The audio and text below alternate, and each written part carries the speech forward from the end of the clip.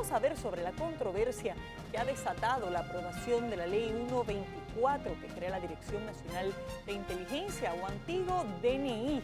Estas capacidades otorgadas a la institución, que cambia de nombre, pero que sería esencialmente la misma DNI, ha traído problemas desde la perspectiva constitucional y muchos entienden que vulnera directamente derechos como la libertad de prensa y el derecho a la privacidad de los ciudadanos. Abraham Marmolejos conversó con varios expertos y nos cuenta cuál es su perspectiva sobre esta controversial legislación.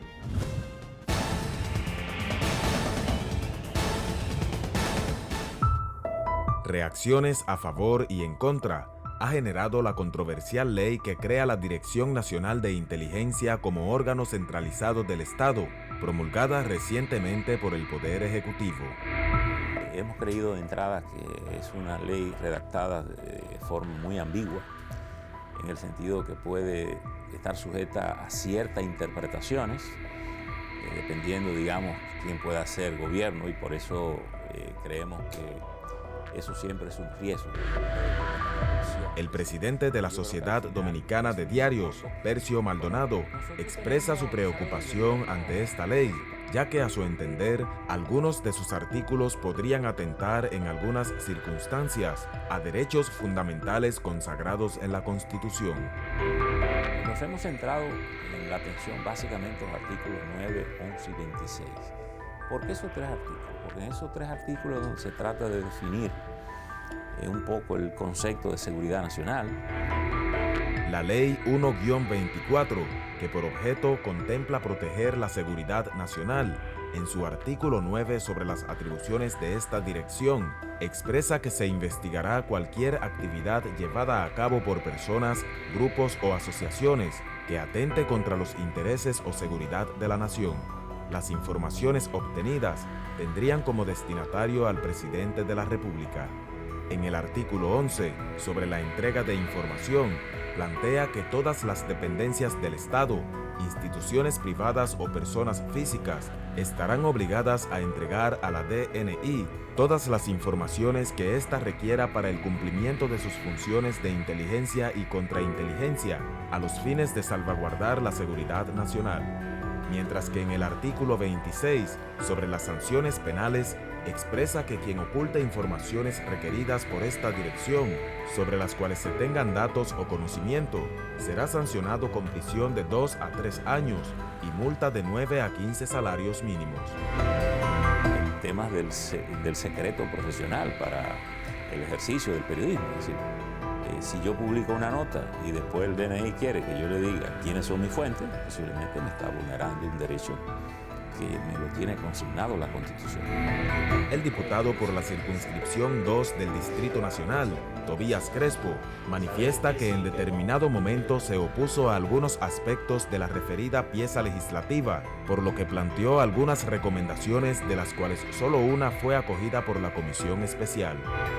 Cada uno de los artículos y recomendaciones que nosotros entendimos que debían ser insertados, pues lo propusimos. La comisión a nivel general entendió que no era necesario, que eran temas de forma, pero no eran de forma, eran de fondo. Y en definitiva fueron rechazados. De los 5 solamente fue aceptado uno, que tiene que ver con una sanción que debía establecerse para aquellos agentes o personal del DNI que en una investigación alterara, modificara o borrara o eliminara información crítica, ¿verdad?, sensitiva sobre las actividades que tenía a su cargo. Otros puntos sugeridos por Crespo y que no fueron admitidos: incorporar luego de la palabra actividad la expresión presumiblemente ilícita para evitar violentar derechos de muchos ciudadanos. También contextualizar el término contrarrestar, de manera que se evite la intromisión en las funciones competentes a otros organismos de seguridad, entre otros aspectos considerados de importancia por el representante de la Cámara Baja. El concepto de seguridad del Estado, yo creo que aún eso no queda claramente establecido. ¿Qué es la seguridad del Estado? ¿Cuándo se atenta o no contra la seguridad del Estado? Es decir, yo creo que todas esas cosas hay que definirlas. Porque si no se definen con claridad, cualquier funcionario excede los límites que le establece la Constitución. porque basta con que yo creo que una cosa que no es seguridad del Estado, como para accionar contra un individuo.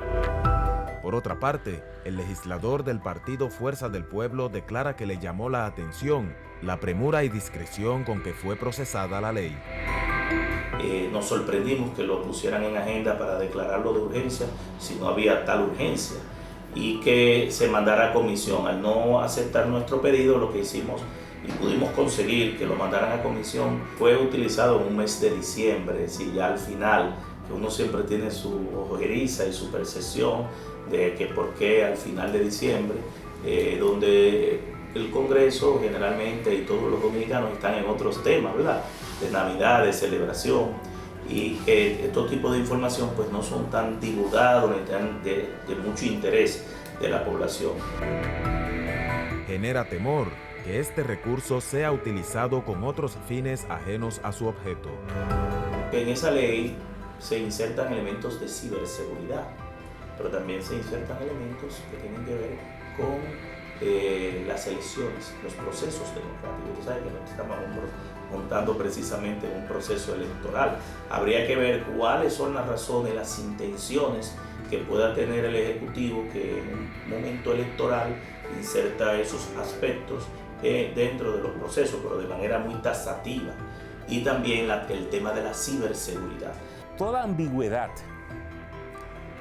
convertida en ley es un retroceso, es un peligro enorme sobre los derechos, porque dependerá de la intención de un gobierno, de un funcionario que tenga vocación de irrespeto a las condiciones humanas y a la condición de los derechos establecidos constitucionalmente para ir contra ellos. Para el coordinador de la Comisión de Justicia del Movimiento Cívico No Partidista Participación Ciudadana, Eric Hernández, no debe existir preocupación por parte de los ciudadanos, ya que asegura la ley en cuestión cumple con los preceptos constitucionales.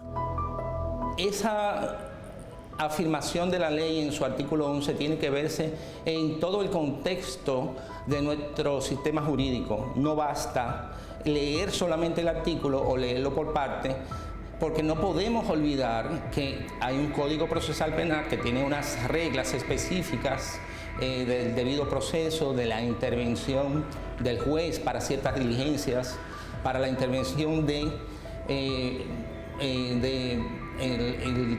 para las intervenciones telefónicas hay un procedimiento especial.